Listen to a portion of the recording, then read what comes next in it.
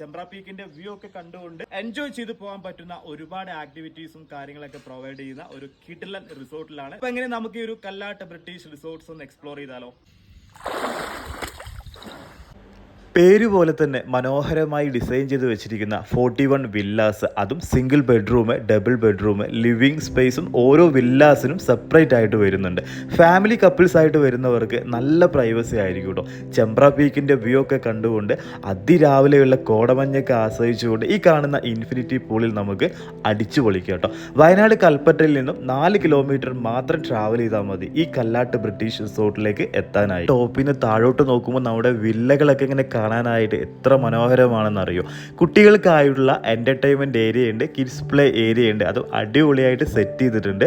Indoor games തന്നെ ഒരുപാട് items ഉണ്ട് കേട്ടോ. പിന്നെ ഇവിടെ അടിപൊളി റെസ്റ്റോറൻറ്റ് ഉണ്ട്. ഈവനിങ്ങിലൊക്കെ നല്ല വൈബാണ് കേട്ടോ, പ്രത്യേകിച്ച് മഴ സീസണൊക്കെ ആയത്